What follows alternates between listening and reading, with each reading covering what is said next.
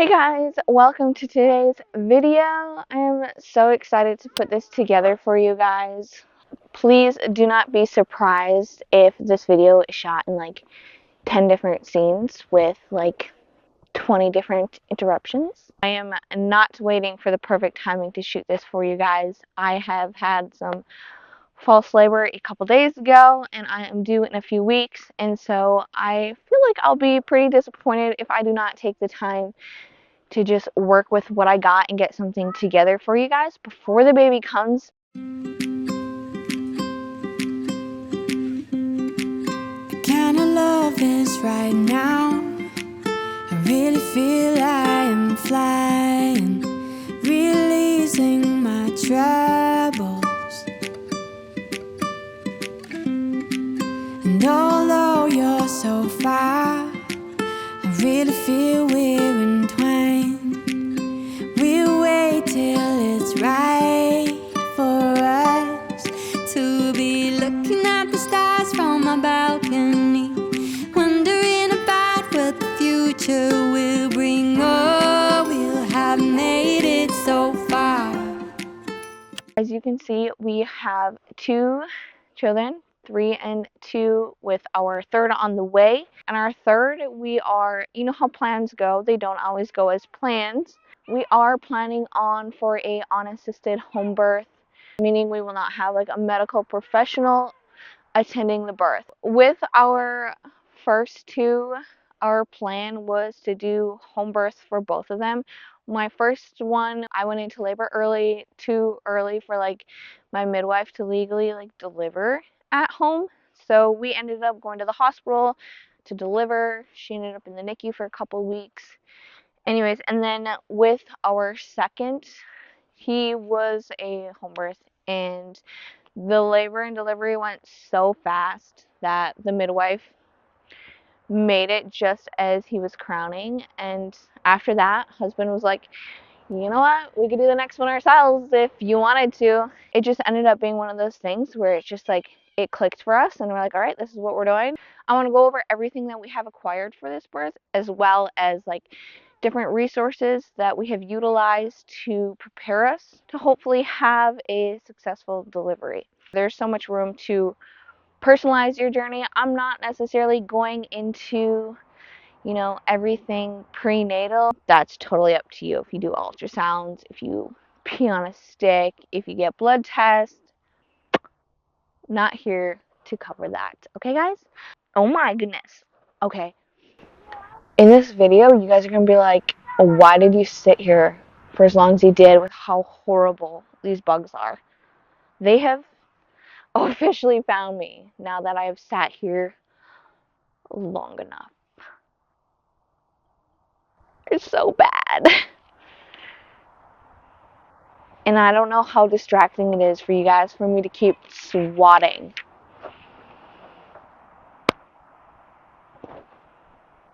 I would say there's probably a few reasons that I've come across why people choose an unassisted home birth. You know, one being distance from like a medical facility. 2 being like just traumatic birth experience. 3 having the desire for a natural experience. Now guys, I'm not literally saying that like you have to have a unassisted home birth in order to experience natural birth. That's not at all what I'm saying, and I'm not at all but like this is for everybody. This is like the superior way to do it. I would honestly definitely say it's not for everybody, and this is not me at all saying everybody should do it. You have to have a certain mental mindset in order to be able to walk into this situation with peace. And if you think you're going to be someone who's just going to be filled with anxiety and fear over all the what ifs and the possibilities of what could go wrong, then like this probably is not the journey that you should take at the moment. You know, that could totally change, but you definitely don't want to go into birth stressing yourself, stressing the baby, and so if that's going to be the case, I probably would not suggest it for you. 2 being, this is an important one, guys, I believe that you must be able to rest in this. that God is with you regardless of the outcome.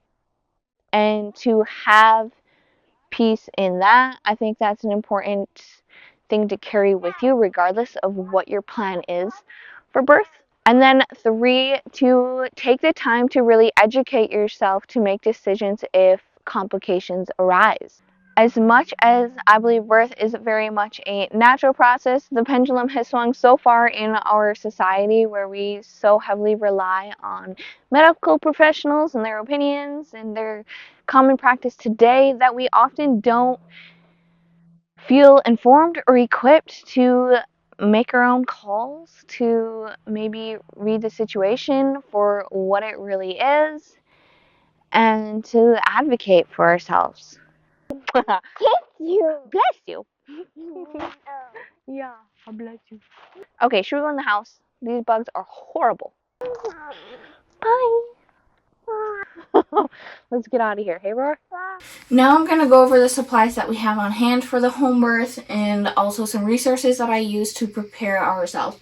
First, I'll get into some of the resources that we use to kind of like educate ourselves, prepare, get ourselves ready, and give ourselves an idea of what we need on hand for the home birth.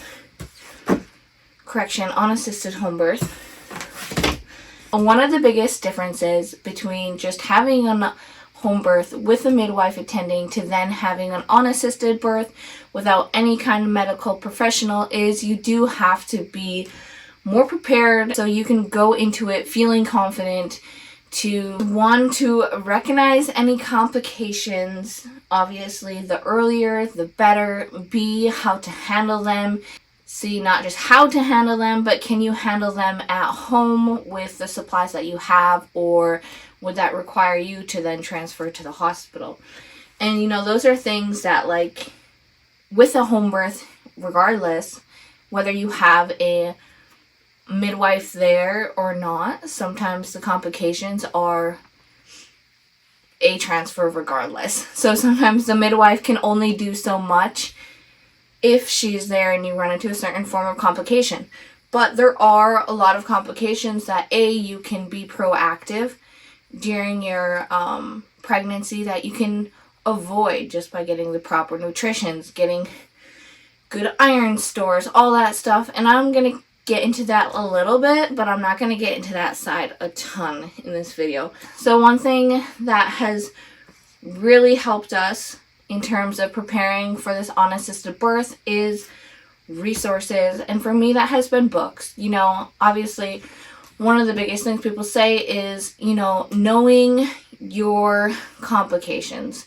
What could you run into that may go wrong? And obviously, there is 100 things. There is so many things that could, sure, go wrong during birth.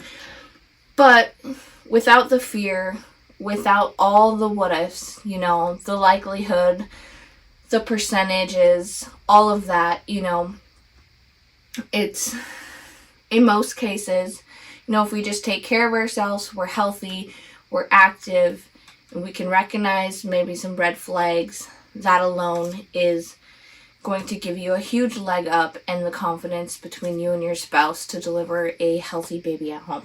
So some of the books that I read throughout this pregnancy is one, this is the first book that I got, is The Unassisted Baby, a do-it-yourself guide to pregnancy and childbirth. I find this book to probably be very helpful regardless of if you're doing an unassisted birth, a home birth with a midwife, or even just a birth in the hospital. This is a good, light, I'd say easy read. If I were to have read this during my first pregnancy, I probably would have learned a lot. However, after reading this, after having 2 babies, I already kind of knew a lot of this information, partially because I already desired a more natural delivery, so I had kind of already went down a lot of these rabbit holes, but I would still suggest this to you. And then this one I really liked. It's Home Birth on Your Own Terms, a how-to guide for birthing unassisted.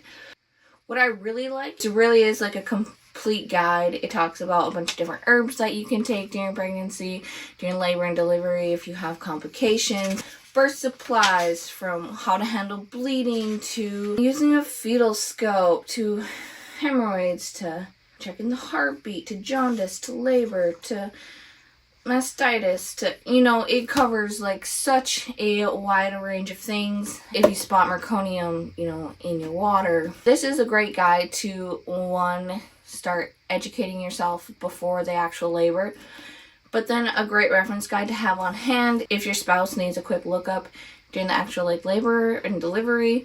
And then I mostly got into this book myself, which is The Holistic Midwife, a comprehensive textbook for midwives in home birth practice. I got volume 2. And this is more kind of like a deep dive. There's some of it that's definitely because I'm not trying to be a midwife. It's just a little, some of it's overboard information that I just don't think I need to know or store myself. But there is also a lot of great information in here. It breaks it down into different details, shoulder dystocia, like different things you could run into. You know, the complication, the percentage, the likelihood that you run into some of these complications is slim. But, you know, if you run into a situation of shoulder dystocia, they have all kinds of different positionings, stuff you can try. Basically how a midwife would handle these situations. So having something like this on hand and some of that knowledge stored in my mind is a huge leg up going into delivering at home unassisted. So those are my 3 main books. Of course, I got into YouTube, watching positive videos, reading blogs, different things like that, which are also extremely helpful. Before I get into the actual supplies that we have on hand, another thing that I want to mention that has been so helpful in keeping everything kind of organized in one spot has been just having like a binder, like a birth binder. And in here, this is where I like track my prenatal checkups, you know, list for like my helpers, what I would like them to do for me. Got different like labor positions and comfort measures. You know, I have a big old notes section in the back for anything that I wanted to take note of from the books that I was reading. I added them to this binder, so it's more of a quick, easy reference guide for me. You know, any supplies that I needed, I kept track, and as I bought them, I checked them off. I printed off some articles, you know, for hemorrhaging, different things like that. Herbal tinctures that I have, what they're used for. And I'm going to get into some of this more in this video. But yeah, that's kind of it. Okay, so I'm going to get into the supply list for you guys. I have it broken down in 2 categories. So first I'll kind of start off with like the medical supplies for you guys. And of course, honestly, when I was going into this, like going down the rabbit hole of researching this, I'm like, how much medical supplies do you really have on hand? They say one of the key things is knowing how to identify a complication and how to handle it. You know, there's some things you can handle at home, and there's some things that you just can't, and that genuinely require a transfer. And so knowing, you know, what things can you handle at home if a complication does arise, and then B, those complications that you can handle at home, what kind of tools and things do you need on hand to then handle those things. And so that's definitely is one big difference between having a midwife to doing it yourself, is I didn't necessarily have to think about those things as far as like if I hemorrhaged after labor, you know, I was bleeding out too much, you know, what can we do to help that, to stop the bleeding and different things like that. Those are things I just did not even think about when I had a midwife. And yet she wasn't even hardly there for the labor. So regardless, it's good things to know, whether you're doing the birth yourselves or you have a midwife. Okay, so in terms of medical supplies, so you can see here that I have literally everything, almost everything on this cart, which will make it easy to be rolled from room to room, depending upon where I actually end up delivering. Everything's just in one spot, ready to go. Visually, you can kind of quickly, easily identify where everything is. Everything is just sitting here ready. So whenever I go into labor, hopefully it's no mad scramble beyond what it needs to be. Blood pressure cuff, this here for myself, gets the job done. Then we have a amniotic fluid detection device if my water breaks or if I'm getting fluid that's leaking and I'm, you know, curious myself if it is my water that is leaking, I have a couple of these. Just some gauze dressing. That's probably, I would say, more so, of course, for after the birth for myself. Sterile alcohol prep pads. Umbilical cord tape.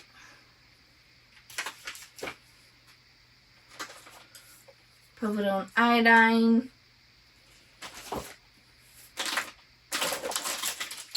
A little bulb syringe. I don't necessarily know that I'll use this, but I have it if I need it.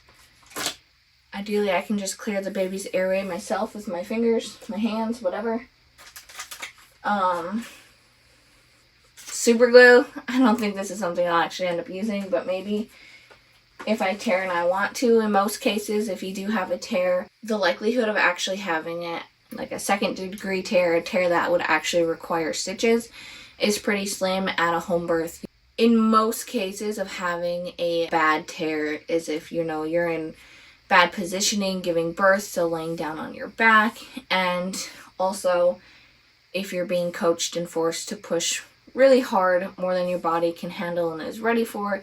Those are two of the things that can really create you to have a bad tear. So the likelihood of having a second-degree tear while giving birth naturally at home is actually very small, to where it would require going in and getting stitches. And then really, if you have just a first-degree tear, it'll heal just fine on its own, as long as you take proper care yourself in recovering. Okay, and then we have two different things for checking the baby's heartbeat. So I have a fetal scope here for checking the baby's heartbeat. These are actually technically designed for your doctor or nurse to put their forehead against this and press it against your stomach to find the heartbeat. But you can also just take the palm of your hand, press it in nice and firm against your uterus, and you can hear the heartbeat yourself, count it, etc. And this we have actually come to prefer, and it's a really cheap tool, like $25. We have the Doppler as well. Basic little heartbeat reading. It'll read it out for us with some gel. Starting out, if you're trying to familiarize yourself, or more so in an emergency, I think a Doppler is probably better to have on hand, especially when you're actually in active labor and delivery. It can get difficult to hear the baby's heartbeat through the fetal scope as you're contracting. So I think in that case, the Doppler will come in handy for us if we have concerns. And this will make it easier for us to track, I do believe. Okay, and then we have a infant CPR bag. Obviously, just you yourself being equipped and knowing how to handle, infant CPR if your baby comes out and needs a little bit of help and assistance. And in most cases, going mouth to mouth, that alone just might be enough. If you were in a situation where you needed to assist the baby for 15 minutes before an emergency professionals arrived, something like this will definitely help keep you from getting too winded or tired out. Other thing, I don't know that it's necessarily a medical thing, but a flashlight. Just having some kind of flashlight on hand. Surgical lube. Some sterile latex gloves. And then I got some longer sterile gloves just for in the pool. Umbilical cord scissors. You can use regular generic sharp scissors. You don't necessarily need anything special in this regard. However, having more of a curvatured scissor will make it easier for cutting versus the cord. If you're cutting just on a flat blade, the cord will tend to want to slide away on you. This will kind of trap it for cutting the cord. And then we have a set of hemostat forceps, and these would be used in the case which you needed to quickly clamp down the cord and tie it. You can use this to cut off the blood flow, so then you can get a good tie or clamp for the umbilical cord. And then again, we have umbilical cord clamps. I don't necessarily plan to use these, only if we had to, in a rare case situation where the cord like broke or something. This will be a lot faster for clamping the cord versus tying it down. So this is more of like a quick need to react, clamp it down. Would be this. Having a way to check the baby's heartbeat, obviously once it's actually born. You can get an infant stethoscope. We just have a pulse oximeter. You put this right on the baby's foot, and this will check the baby's heartbeat after it's born. So this is what we already had on hand after our first baby, so this is what we're going to just be using again versus just going and buying a separate stethoscope. Having two different thermostats, a infant thermostat that'll take a rectal reading, and then just a regular generic thermostat for myself. That is it for the medical supplies. Okay, so the next category that we're going to cover is herbs. So different herbs that I have on hand that could assist me in the case of complications where I am bleeding either before the delivery of the placenta or after the delivery of the placenta. And by bleeding, I mean hemorrhaging. I'm not going to go into great detail on these, but I'll tell you guys what I do have on hand. And from there, you can kind of do your research yourself. I have all my herbs listed out on here as an easy reference guide, just so my assistants can, snap to and we're not scrambling and figuring out how much to give me in a case of X, Y, and Z occurring and what tincture to actually give me. The two tinctures that I have on hand for actually hemorrhaging after, either before or after the delivery of the placenta and the baby, would be the Angelica and Shepherd's Purse. It's important that if you plan on using these, that you research, because one you want to use before the delivery of the placenta, another one you would want to use after the delivery of the placenta. Just not something you want to mess up. And then my other ones that I have on hand is after ease. I do not, with my first, have any kind of contractions, painful contractions that I at least remember after the baby. And with my second, I actually had a decent amount of contractions, probably for 24 hours, and I'm was not prepared. So I have heard really great things about this, so I'm excited to give this a try. And then I have a rebalance. This is just for balancing out my hormones after the birth.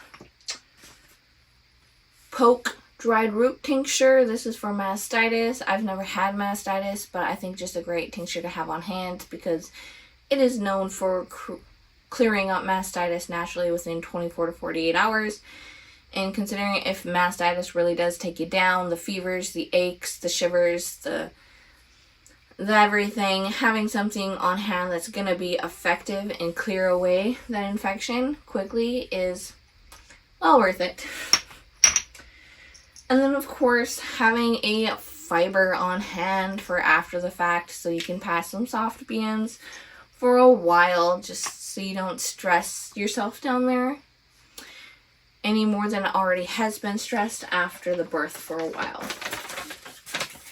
So that's all of my herbs that I have. And then I also, have a packet for taking an herb bath with both myself and the baby for after the birth, and instructions right in there for that. And I'll add garlic in as well, something just to help speed the healing for both myself and the baby. And by speed the healing for the baby, I more so just mean the umbilical cord. One thing that I am doing throughout my pregnancy is making sure I get adequate iron stores. If you have inadequate iron stores throughout your pregnancy, that can create complications in terms of losing too much blood. So one thing that I have been doing is taking the Nora tea. This is something that I make myself, and I just bought bulk bags of each tea. So it's 4 different herbs: nettle, oat straw, red raspberry leaf, and alfalfa.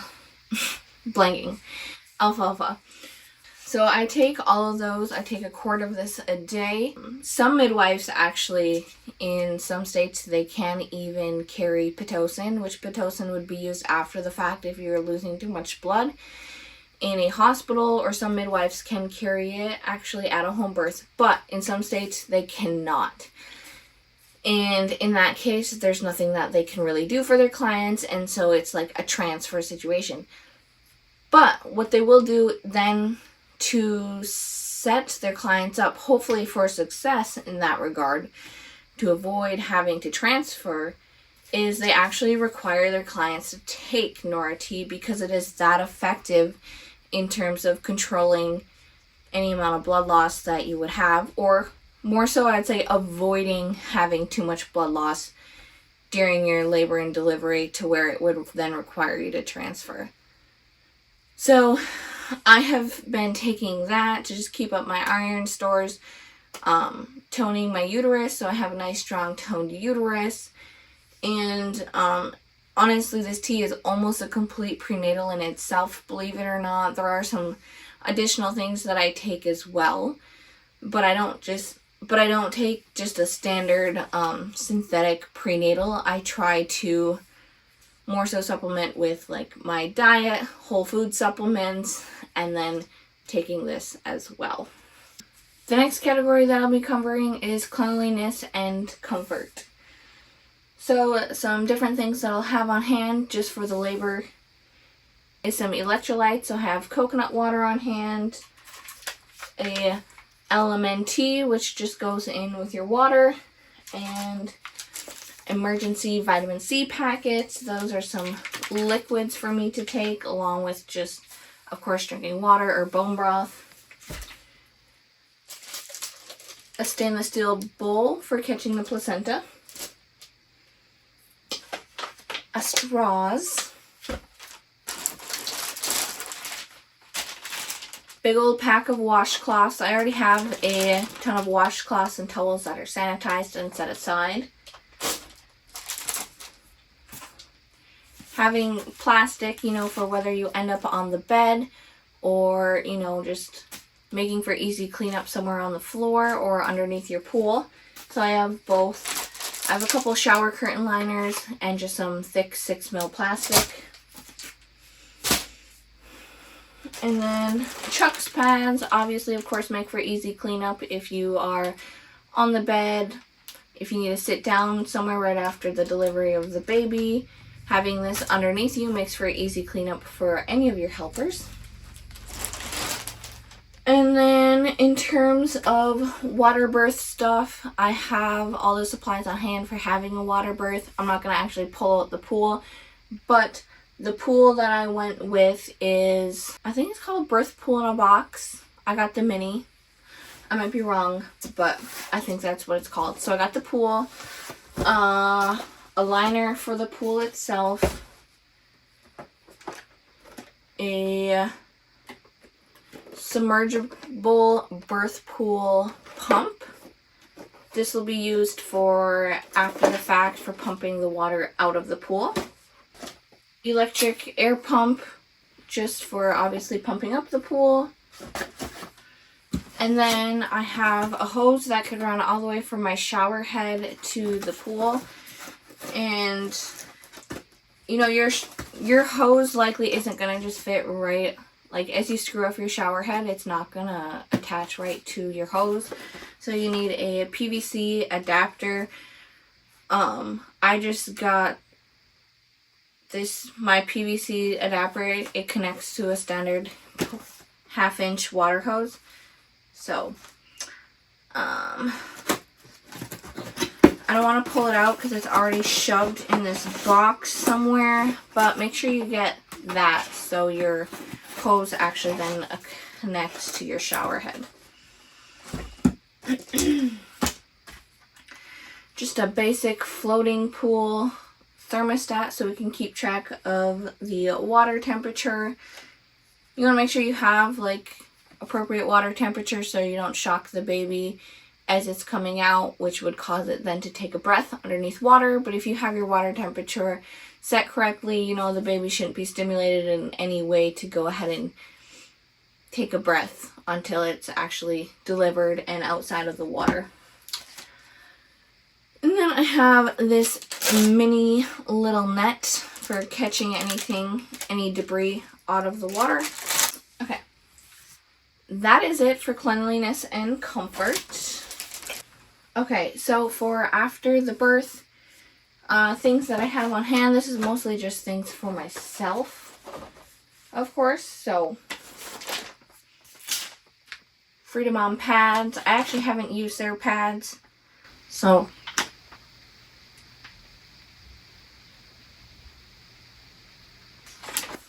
I'm not sure if I'm gonna like these, but they are designed for ultra flow, specifically for postpartum, so I imagine they'll be effective, but it will be my first time trying these. So I got 3 packs of those. I used these for my last birth. These are extremely comfortable. They're just disposable underwear, but they're just not going to have any kind of, you know, tight waistband, and you can put your pads and your ice packs right inside of these underwear. And I used these with my last birth as well. It's just instant cold therapy ice packs. With my last birth, I just went through like a pack of them. I used them just for a couple days to keep the swelling down. And what I like about them is you can just keep them right in your bedroom or your bathroom. You just crack them and they activate, so it's one less thing you got to keep on top of in terms of like keeping something frozen in the freezer. Anything that you can do to make it a little easier on yourself for those first, especially couple days of recovering, is well worth it. So in that case, that's definitely one of those things.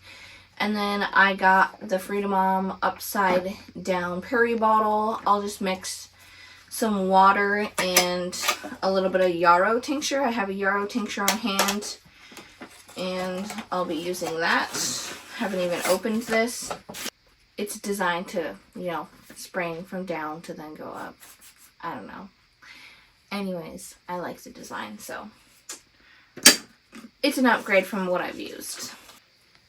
And then nursing pads. It definitely can take a week or so for your milk supply once it does come in to regulate. In the past, I've used disposables. This is my first time actually using reusables.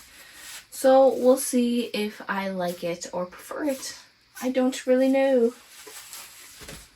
And then I have a Haka, which is definitely extremely helpful for your letdown, especially in those first few days of, you know, of breastfeeding, is as the baby's nursing on one side, you can have a lot of letdown on the other. So this will just like catch it all versus, you know, your milk dripping all over, which is not fun or pleasant at all. So that this is super easy because it's not like a breast pump, so it's not just gonna like encourage more milk to come out. It's just gonna create a suction and it'll just catch whatever naturally wants to drip out. That is it for the afterbirth supplies. The last thing I guess I haven't covered would be the baby stuff. You know, to me that is so basic. We haven't really had to purchase anything other than some new socks, this rectal thermostat. We did get a little washable ink pad for the baby just to, you know, get a little foot stamp. We keep it basic. So that is it. That is, I feel like, pretty well-roundedly all the supplies and the resources that I've used for this, for preparing for this third baby of ours. And I'm excited to drop the story for you guys. This is kind of a video that I wish I could have found when I was, you know, trying to educate myself, compile everything into one. I had to piece a lot of it together from other people's videos, so I hope this is a pretty well-rounded video in terms of educating and preparing yourself, you know, what medical supplies to have on hand, what comfort and care supplies to have on hand, what kind of herbs to have on hand, you know. So I hope that if there's someone else out there that is wanting to have an unassisted birth, that this video is extremely helpful for you, and I look forward to sharing the birth story of our third baby that will be to follow. So thank you guys so much for watching, and yeah, I hope you have a great day.